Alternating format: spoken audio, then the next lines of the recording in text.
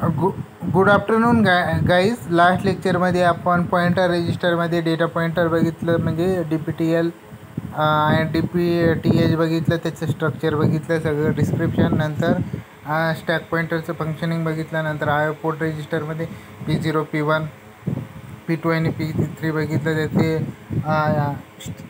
Special function register, memory स्पेसमधले addresses बघितले. Port 0, port 1, port 2, port 3चे. नंतर पेरिफेरल कंट्रोल रजिस्टरमध्ये PCON म्हणजे पॉवर कंट्रोल बघितलं आणि त्याचं बिटवाईज स्ट्रक्चर बघितलं. आणि जे बिटवाईज आपण बीट दिलेले आहे त्याचे सिम्बॉल्स बघितले, बीट नंबर बघितले आणि डिस्क्रिप्शन आणि ॲडिशनल इन्फॉर्मेशन बघितली. ओके, तर आता बघूया SCON म्हणजे सिरियल कंट्रोल. त्याचा फुल फॉर्म आहे SCONचा. तर the serial control or SCON SFR, that is special function register, is used to control the 8051 microcontroller serial port.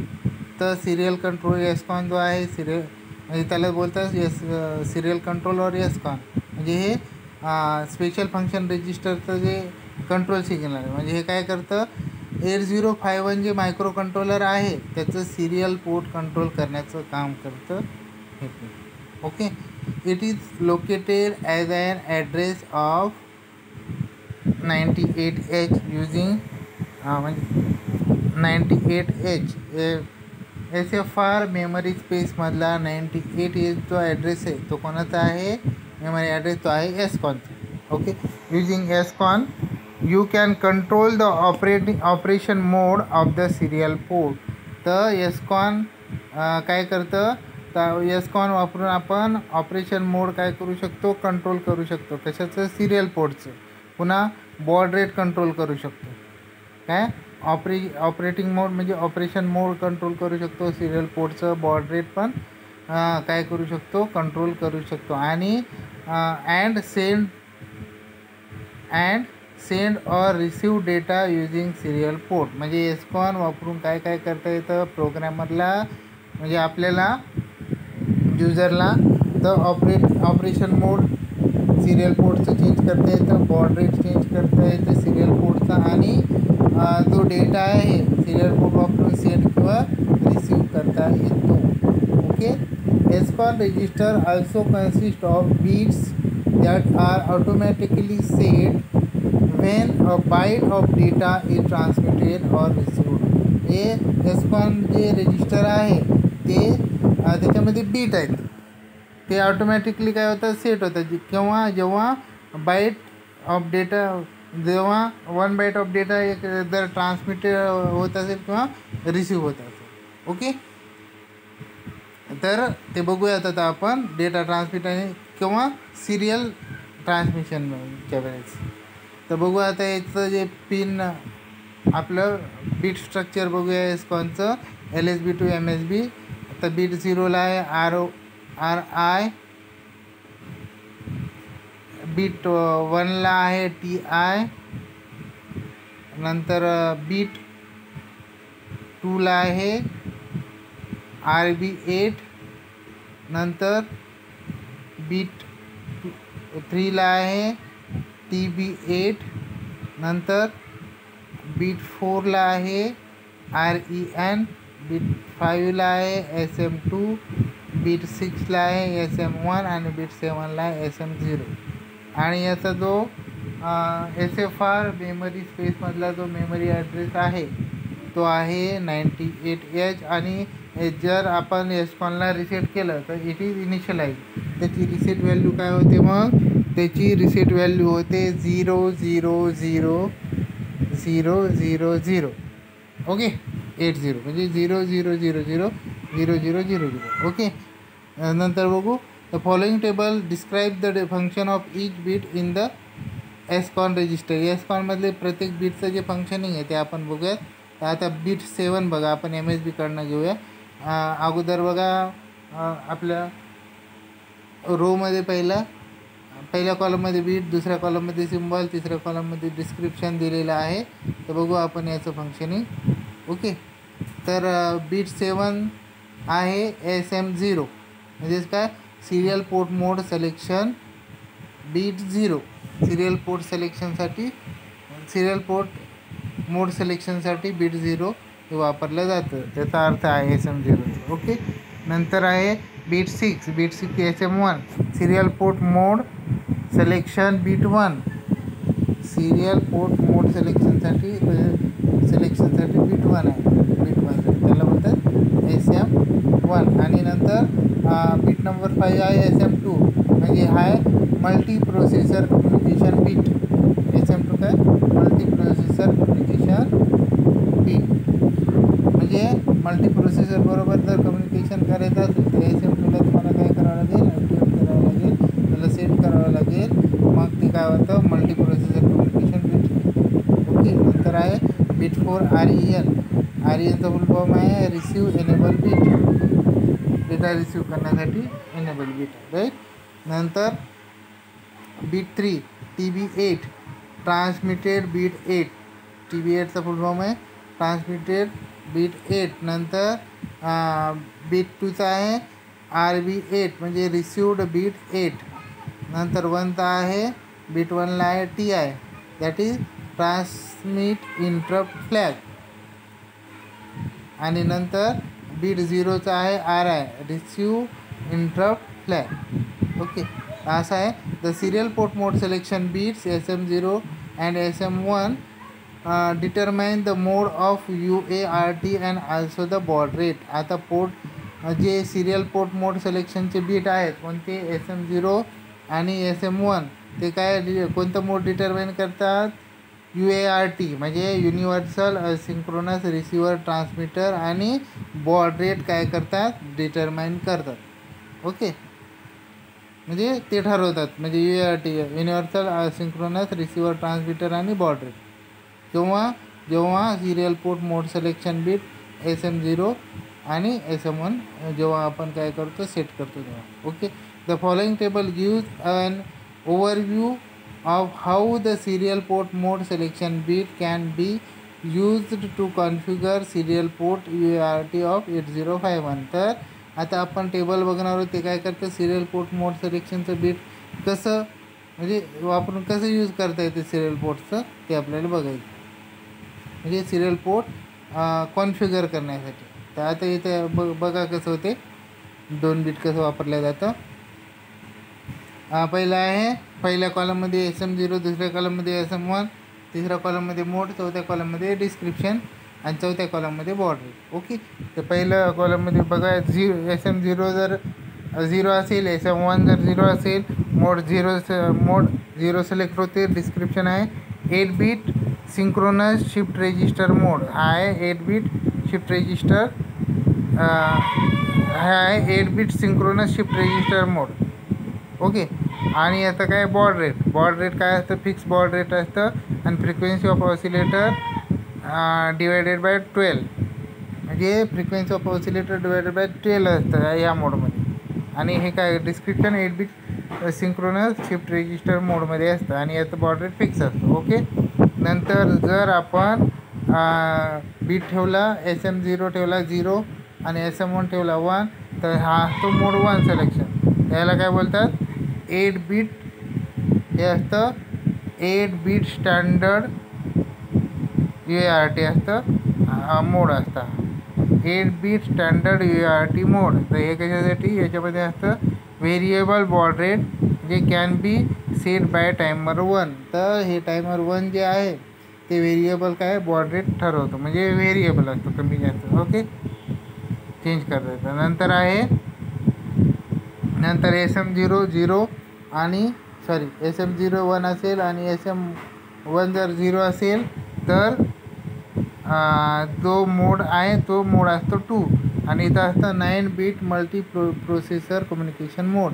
हे असतं 99 बीट मल्टी प्रोसेसर कम्युनिकेशन मोड असतं. आणि हे याच्यामध्ये काय असतं याच्यात असतं फिक्स्ड बॉड रेट राईट. नंतर फ्रिक्वेन्सी ऑफ ऑसिलेटर काय असतं डिवायडेड बाय 32 और frequency of oscillator divided bye 64 असतं. ओके. तर असं आहे. तर ॲक्च्युली इथं 8 बीट मल्टी प्रोसेसरच आहे तर इथं 9 बीट चुकून झालं असेल. ओके. 8 बीट आहे तो. नंतर 1 1 8 बीट आहे. 9 बीटला ते 8 बीट करेक्शन करून घ्या. नंतर SM0ला आहे 1, SM1ला जर 1 असेल आणि मोड तिसरा असतं ते आहे हे पण 9 बीट मल्टीप्रोसेसर कम्युनिकेशन मोड. आणि व्हेरिएबल बॉड रेट असतं can be set by timer 1 set होतं. ॲक्च्युली हे 9च बीट आहे, सॉरी हे 9 बीट मल्टीप्रोसेसर असतं. फक्त एवढं लक्षात ठेवा की याचं जे आहे म्हणजे serial port mode selection bit कसं असतं तेवढं. ओके. नंतर बघूया टीकॉनमध्ये काय आहे. आता बघूया TCON, that is timer control. मग टीकॉनमध्ये आहे टायमर कंट्रोल और TCON register is use to start और stop the timer of 8051 microcontroller. तर टीकॉन म्हणजे टायमर कंट्रोल म्हणजे टीकॉन रजिस्टर कशासाठी वापरतात, जेव्हा टायमर जो आहे 8051चे कंट्रोलर 8051 कंट्रोलरचे ते स्टार्ट किंवा स्टॉप करण्यासाठी टीकॉन रजिस्टर वापरल्या जातं. Okay. It also contain bits to indicate if the timer has overflowed. म्हणजे याच्यामध्ये काय याच्यामध्ये काही बीट आहेत ते काय टायमर जर ओव्हरफ्लोड होत असेल तर त्याच्यासाठी काही बीट आहेत. The TCON SFR also consist of interrupt related bit. ते timer control SFR special function register जे आहे ते काय इंटरप्ट रिलेटेड बीटसुद्धा त्याच्यामध्ये आहेत. ओके. तर त्याचं स्ट्रक्चर बघूया. बीट स्ट्रक्चर LSBकडनं MSBकडे. तर बीट 0ला आहे IT0, बीट 1ला आहे I0, बीट 2ला आहे IT1, बीट 3ला आहे I1, बीट 4ला आहे TR0, बीट 5ला आहे TF0, बीट 6ला आहे TR1 आणि बीट 7ला आहे TF1 LSB to MSB. आणि याचा जो SFR मेमरी स्पेसमधला जो मेमरी ॲड्रेस आहे तो आहे 88H टीकॉनचा. आणि जर टीकॉनला रिसेट केलं तर त्याच्यामध्ये जे हे बीट आहेत इट इज रिसेटेड टू 00. म्हणजे कसं असतं त्याच्यातली व्हॅल्यू मग कोणती असते 0 0 0 0 0 0 0 0. ओके. मग बघूया नंतर functioning. The following table give the description of each bit in the TCON SFR. तर स्पेशल फंक्शन रजिस्टर जो आहे टीकॉन तर प्रत्येक बीटचं डिस्क्रिप्शन आपण बघूयात आणि त्याचं फंक्शनिंग बघूयात. तर बीट 7 त्याचं सिम्बॉल आहे TF1. त्याचं डिस्क्रिप्शन टायमर 1 ओव्हरफ्लो फ्लॅग आहे तो, त्याला बोलतात टायमर 1 ओव्हरफ्लो फ्लॅग. याचं additional information set Wien timer 1 overflows all 1s to 0. Clear when processor execute interrupt service routine at 001BH. आता हे काय होतं टायमर 1 ओव्हरफ्लो फ्लॅग तर सेट जर झाला तर ओव्हरफ्लो म्हणजे सगळे काय होतात 1 to 0 होतं, राईट. आणि म्हणजे क्लिअर्ड वेन प्रोसेसर एक्झिक्यूट्स म्हणजे काय होतं टायमर क्लिअर होऊन जातं टायमर 1 आणि जे प्रोसेसर आहे तो काय इंटरप्ट सर्व्हिस रूटीन त्याला एक्झिक्यूट करतं. आणि कोणतं मेमरी ॲड्रेसला ते मेमरी ॲड्रेस असतं 001BH ला. ओके. नंतर बघूया बीट 6. बीट 6ला आहे TR1चं आहे description timer 1 run control bit, right. आणि याचं जो additional information to enable timer counter set to 1 clear to halt the timer, right. तर एनेबल म्हणजे टायमर काउंटर जर सेट करायचं असेल त्याच्यासाठी इट इज सेट टू 1 आणि क्लिअर जर 0 दिलं म्हणजे रिसेट केलं तर टायमर काय होतं स्टॉप होतो, हल्ट होतो, राईट. आणि नंतरचं आहे बीट 5. बीट 5मध्ये तो सिम्बॉल आहे TF0. त्याचं फुल फॉर्म आहे टायमर 0 ओव्हरफ्लो फ्लॅग. म्हणजे वेन सेट टायमर 0 ओव्हरफ्लोज म्हणजे जर सेट झाला तर टायमर 0 ओव्हरफ्लो होतं म्हणजे ऑल 1s to 0 म्हणजे सगळे जे त्याचे बीट आहेत ते 1 to 0 होतात. आणि क्लिअर म्हणजे cleared Wien processor execute interrupt service subroutine interrupt service routine at 000B. म्हणजे जर क्लिअर केलं म्हणजे रिसेट केलं तर प्रोसेसरमध्ये केव्हा क्लिअर होते, तर जेव्हा processor interrupt service routine execute करते तेव्हा कोणत्या ॲड्रेसला 000Bला 000BHला. ओके. नंतर बीट 4 आहे TR0 म्हणजे टायमर 0 रन कंट्रोल बीट. हे काय to enable timer counter set to 1 म्हणजे हे जे टायमर 0 आहे त्याला एनेबल करण्यासाठी टायमर काउंटर एनेबल करण्यासाठी सेट टू 1 आणि क्लिअर आणि म्हणजे रिसेट केलं क्लिअर टू हल्ट द टायमर आणि क्लिअर केलं तर टायमर काय होतो हल्ट होतो. राईट. नंतर आहे बीट 3ला I1ला फुल फॉर्म आहे external interrupt 1 edge flag. Right. तर याचं फुल फॉर्म याचं ॲडिशनल इन्फॉर्मेशन आहे set when high to low is received on INT1 P3.3 म्हणजे जर हाय टू लो आपल्याला सायकल मिळालं ट्रान्झिशन मिळालं कोणत्या पिनला INT1 म्हणजे P3.3 पिनला तेव्हा काय होतं म्हणजे सेट होतो. राईट. हा एक्सटर्नल इंटरप्ट फ्लॅग काय होतं सेट होतं किंवा हाय टू लो ट्रान्झिशन INT1 पिनला म्हणजे P3.3ला मिळालं तर. आणि clear when processor execute ISR at 0011 आणि जर रिसेट केलं म्हणजे क्लिअर कधी होतं जेव्हा हा जो प्रोसेसर आहे तो काय होतो इंटरप्ट सर्व्हिस रुटीन एक्झिक्यूट करतो कोणत्या ॲड्रेसला 0013H ॲड्रेसला तेव्हा. नंतर बघूयात बीटचं आहे IT1 त्याला बोलतात external interrupt 1 type control bit. तर हे काय if 1 interrupt 1 occurs on the falling edge आणि 0 interrupt 1 occurs on the low level. म्हणजे आता काय होतं तर फॉलिंग एजला म्हणजे हे एक्सटर्नल इंटरप्ट 1 टाईप कंट्रोल हे जे बीट आहे IT1 हे किंवा जर 1 तर इंटरप्ट 1 कधी असतं if interrupt 1 occurs falling edge म्हणजे फॉलिंग एज म्हणजे जे आपलं काय असतं स्क्वेअर वेव्ह सिग्नल असतं ना तर फॉलिंग एजला काय होतं तेव्हा हा इंटरप्ट 1 काय होतो ऑकर होतो. आणि इफ 0 म्हणजे 0 सेट झालं तर interrupt 1 occur on low level. तर लो लेवल जेव्हा असते ना लो लेवल तेव्हा हा म्हणजे इट इज रिसेट टू 0 आणि set to 1 when the square wave become on falling edge. Okay. तर नंतर बघूयात क्लॉक सायकल. नंतर बघूयात बीट 1 IE0चं काय आहे IE0चं एक्सटर्नल इंटरप्ट 0 एज फ्लॅग. तर set to 1 when high to low is received on INT0 P3.2 म्हणजे हा जो बीट आहे इट इज सेट टू 1 किंवा हाय टू लो ट्रान्झिशनचा जो मिळतो क्लॉक सिग्नलचा कुठे मिळतो हा सिग्नल हाय टू लो म्हणजे कुठे मिळतो INT0 पिनला म्हणजे P3.2ला. आणि क्लिअर म्हणजे रिसेट केव्हा होता cleared when processor execute ISR at 0003H. आणि केव्हा क्लिअर होतं जेव्हा processor interrupt service routine execute करतो कोणत्या ॲड्रेसला 0003Hला. ओके. नंतर आहे बीट 0चं आहे IT0 याला बोलतात एक्सटर्नल